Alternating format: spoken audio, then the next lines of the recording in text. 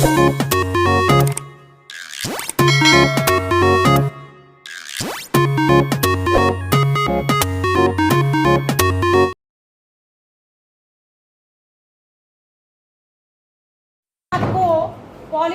के बारे में बताया था। किसके बारे में बताया था?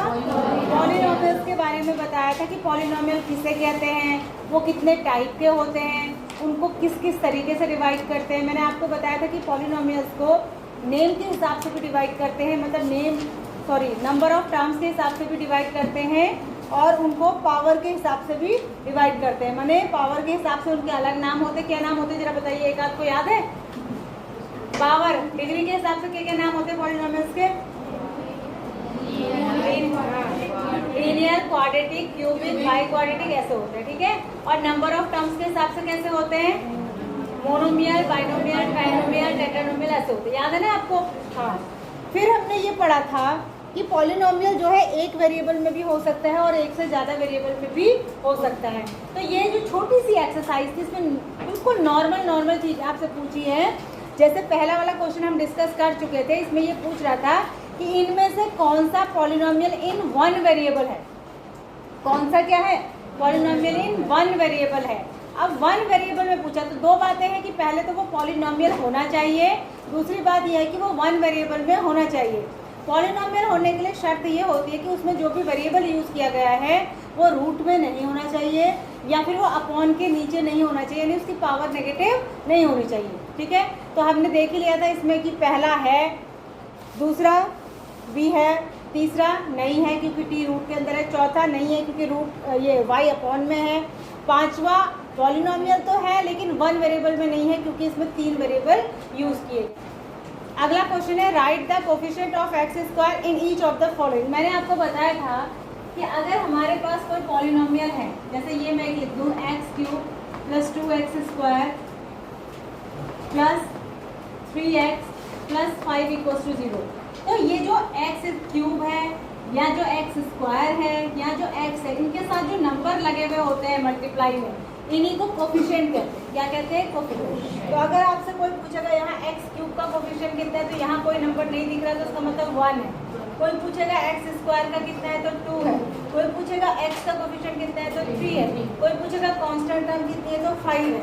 अच्छा, इसको हमेशा साइन के साथ बताते हैं। माने कि अगर यहाँ पे ये माइनस में होता और आपसे पूछा जाता कि इसमें एक्स स्क्वायर का कोफिशिएंट कितना है, तो आप कहते हैं -2 है, ठीक है। तो ये इसमें आप देखो सेकंड क्वेश्चन में, मैं दोबारा इसलिए बता रही हूँ क्योंकि बहुत दिन हो गए पढ़े हुए, तो एक बार शुरू से ही बता दे रहे हैं। Right the coefficient of x square in each of the following. पहले में एक्स स्क्वायर का कोफिशिएंट क्या है? जल्द जोर से बोलिए। दूसरे में, तीसरे में 5/2, चौथे में 0, चौथे में एक्स स्क्वायर नहीं है तो इसलिए एक्स स्क्वायर का कोफिशिएंट 0 हो गया, ठीक है।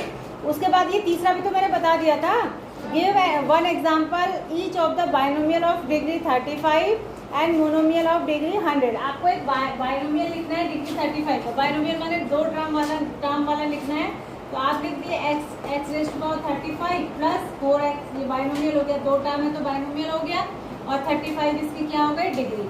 उसके बाद आपको एक मोनोमियल लिखना है जिसकी डिग्री 1 हो, तो कुछ भी लिख दीजिए, एक्स की पावर 100 लिख दीजिए, यही हो गया मोनोमियल, ठीक है। या 5x की पावर 100 लिख दीजिए, या 5y की पावर 100 लिख दीजिए, कुछ भी, मतलब ऊपर डिग्री उसकी कितनी होनी चाहिए? 100।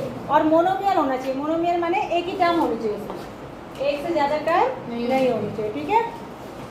उसके बाद अगला क्वेश्चन देखो। अब ऐसे देखो, इतनी इजी एक्सरसाइज है और इस एक्सरसाइज में से कोई क्वेश्चन आ जाए और उसको आप गलत कर दें तो सोचो कितनी शर्म की बात है। अगला देखो, राइट, जैसे छोटे छोटे बच्चों की नहीं होती एक्सरसाइज, 5th के 4th के, ऐसी एक्सरसाइज है। Right the degree. आप देखो इसमें डिग्री लिखनी है, डिग्री लिखनी है, डिग्री देख के ही तो बतानी है। 3rd 4th के बच्चों जैसा क्वेश्चन है। पहले इक्वेशन जो है 5x cube plus 4x square plus 7x, इसकी डिग्री कितनी है?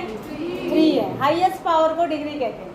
वेरिएबल की जितनी भी हाईएस्ट पावर होती है उसी को क्या कहते हैं? डिग्री। तो 3 हो गई। दूसरे की क्या है? 2, तीसरे की 1, चौथे की 0, चौथे की 0, क्योंकि इसमें x यहाँ वेरिएबल है ही नहीं, ठीक है।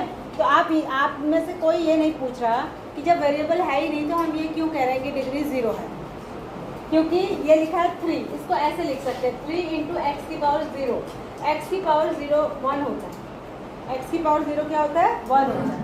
यानी x की पावर 0 नहीं, किसी की भी पावर 0 1 होता है।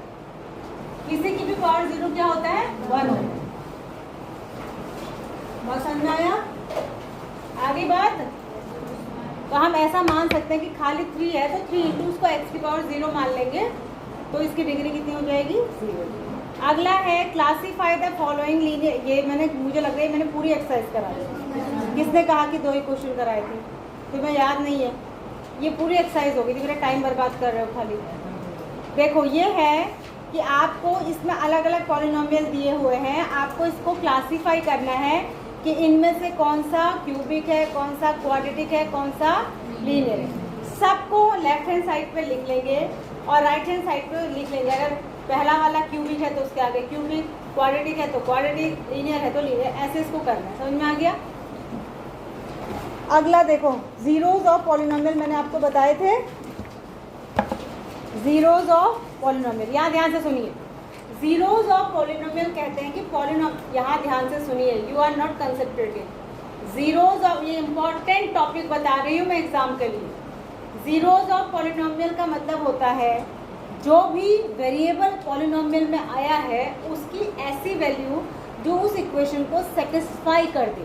ठीक है, सेटिस्फाई करने का मतलब ये है कि x की उस वैल्यू को उस इक्वेशन में रखने पर इक्वेशन या तो 0 के बराबर हो जाएगी, या अगर इक्वल टू के दोनों साइड लिखी हुई है इक्वेशन, मतलब इक्वल टू के इस साइड भी कुछ है और इस साइड भी कुछ है तो बैलेंस हो जाएगी, दोनों साइड एक ही नंबर आ जाएगा। इसको जीरो ऑफ, इसका नाम जीरो क्यों रखा गया? इसको जीरो ऑफ इक्वेशन क्यों कहते हैं, जीरो ऑफ पॉलिनोमियल क्यों कहते हैं? क्योंकि इसकी वैल्यू रखने पर इक्वेशन 0 हो जाती है। क्योंकि इसकी वैल्यू रखने पे इक्वेशन क्या हो जाती है? 0 हो जाती है। अब देखिए, मैं सीधे एक्सरसाइज पे ही आ रही हूँ, उसी क्वेश्चन को करते रहेंगे और उसी से डिस्कस भी करते रहेंगे टॉपिक को। देखो 2.2 को, find the value of the polynomial 5x minus 4x square plus 3 at x equal to 0। ये क्वेश्चन आता है, इसको एग्जाम के लिए इंपॉर्टेंट लिखेंगे। ये क्वेश्चन आता है का मतलब इस तरह का क्वेश्चन आता है। ये क्वेश्चन आता है का मतलब क्या है? इस तरह का आता है। ये कह रहा है इस पॉलिनोमियल की वैल्यू निकालिए। पॉलिनोमियल जरा बोल दीजिए। ये है exercise number 2.2 question number 1 chapter 2 polynomial. Equation क्या है? 5x 4x2 नहीं बोलते इसको, 4x स्क्वायर बोलते हैं। 4x2 क्या होता है? प्लस 3। इसकी वैल्यू निकालनी है एट, किस किस पर निकालनी है? 3 अलग अलग चीजों पर इसकी वैल्यू निकालनी है। पहला x इक्वल टू 0 पर निकालिए, ये क्वेश्चन आया भी था नेक्स्ट में। दूसरा x इक्वल टू -1 पे निकालिए। तीसरा x इक्वल टू 2 पर निकालिए। ठीक है, अब ध्यान से सुनिए, एक एक करके निकालेंगे। ये क्वेश्चन एग्जाम में पूछा जाता है बहुत बार, और अगर ये क्वेश्चन या इसी टाइप का क्वेश्चन इसी तरीके से पूछा जाएगा तो ये क्वेश्चन आपका 3 मार्क्स में पूछा जाएगा। कितने में पूछा जाएगा? सेक्शन बी में 3 मार्क्स में। सेक्शन बी में 2 तरह के क्वेश्चन होते हैं, 2 मार्क्स के होते हैं और 3 मार्क्स के होते हैं। तो ये 3 मार्क्स से पूछा जाएगा। पहले हम x इक्वल टू 0 पे निकालेंगे। देखो, अगर आप सिस्टमेटिकली क्वेश्चन को करना चाहते हो तो पहले आपको उसको सही तरीके से लिखना चाहिए। लिखने का तरीका ये होता है कि पावर की डिक्रीजिंग ऑर्डर में इसको लिखिए। सबसे पहले क्यूब वाली लिखिए, फिर स्क्वायर वाली, फिर सिंगल एक्स वाली, फिर कांस्टेंट वाली। ठीक है, तो पहले मैं इसको थोड़ा सा अच्छे से लिख लेती हूँ। ये इक्वेशन क्या थी हमारी? 5x minus 4x square plus 3। इसको थोड़ा सा और रीअरेंज कर लेंगे तो ये हो जाएगा -4x square plus 5x plus 3। ठीक है, मतलब मैंने इसको अच्छे से स्टैंडर्ड तरीके से लिख लिया। स्क्वायर वाला टर्म पहले, फिर सिंगल एक्स वाला, फिर कांस्टेंट। अब मैं निकालूंगी, जिस पर भी निकालूँ उसको मैं लिखूंगी पहले at x equal to 0, x equal to 0 पर। और जनरली इसको आप px करके लिखिए। पॉलिनोमियल इन x है, पॉलिनोमियल इन x। px का मतलब होता है पॉलिनोमियल इन x, यानी x में बना हुआ एक पॉलिनोमियल। ठीक है, तो अब मैं x इक्वल टू 0 पर इसकी वैल्यू लगाऊंगी, तो जहाँ जहाँ पर x है वहाँ पर क्या रख दूंगी? 0। तो -4 इंटू 0 का स्क्वायर हो जाएगा प्लस 5 इंटू 0 प्लस 3। जब भी ऐसे क्वेश्चन होते हैं जहाँ पर x की वैल्यू 0 रखनी होती है तो जहाँ जहाँ भी x आएगा वो तो 0 ही हो जाएगा, उस टर्म को तो देखना ही नहीं। जो टर्म भी x से मल्टीप्लाई होगी, x 0 है ना, तो वो तो 0 ही हो जाएगा, तो जो विदाउट x वाला बचेगा वही आंसर हो जाएगा।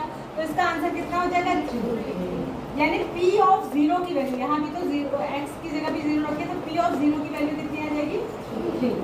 अब उसके बाद हम इसमें लगाएंगे, इसको निकालेंगे एट, इसी में सबसे ज्यादा गलती होती है, x equals to -1, at x equals to -1, इसमें सबसे ज्यादा मिस्टेक बच्चे करते हैं, 1 वाली लगा लेते हैं, 0 वाली भी लगा लेते हैं, -1 -2 वाली भी गलती करते हैं। तो अब मैं निकाल रही हूँ px जो लिखा था, अब मैं लिखूंगी इसको p-1, क्या लिखूंगी -1, क्योंकि मैं x की जगह क्या रखने जा रही हूँ -1, तो 4 -4 है, -4 इंटू एक्स स्क्वायर, x की वैल्यू क्या है -1, तो -1 का स्क्वायर प्लस 5 इंटू -1 प्लस 3। अब इसमें बहुत ध्यान से करना है। अब देखो -4 एक बाहर है, -1 का स्क्वायर होगा तो ये प्लस का 1 हो जाएगा, और यहाँ 5 जो है -1 से मल्टीप्लाई होगा तो माइनस का 5 हो जाएगा, प्लस 3। प्लस माइनस में यही ध्यान रखना होता है, बच्चों को लगाना तो आता है लेकिन इतनी हड़बड़ करते हैं कि प्लस माइनस की मिस्टेक हो जाती है। तो ये क्या हो जाएगा -4 -5 प्लस 3, माइनस और माइनस वाला ऐड हो जाता है, तो ये जगह -9 प्लस 3, और एक प्लस और एक माइनस में हो तो सब्ट्रैक्ट हो जाता है 6, और साइन उसका आता है जो नंबर बड़ा हो, तो बड़ा 9 है और 9 माइनस में है, तो आंसर आएगा -6। ठीक है, बात समझ आ रही है आपको? अब अगला करते हैं at x equals to 2, at x equals to 2, तो आप क्या निकाल रहे हैं p2, क्या बोलेंगे इसको p2, तो -4 इंटू 2 का स्क्वायर प्लस 5 इंटू 2 प्लस 3, 2 का स्क्वायर क्या होता है 4, 4 4 जा 16, बाहर से माइनस है तो -16 हो जाएगा, प्लस 5 2 जा 10 प्लस 3, प्लस प्लस वाले प्लस कर लो, -16 प्लस 13 प्लस माइनस माइनस, तो क्या बचेगा माइनस का 3, क्या बचेगा माइनस का 3। क्लियर है? सबको क्लियर है? तो अब देखो, एग्जाम में बिल्कुल ज़रूरी नहीं है कि यही क्वेश्चन आए, और एग्जाम में बिल्कुल ज़रूरी नहीं है कि इन्हीं पर पूछा जाए। इक्वेशन चेंज हो सकती है और जिन पॉइंट पे निकालना है वो भी चेंज किए जा सकते हैं।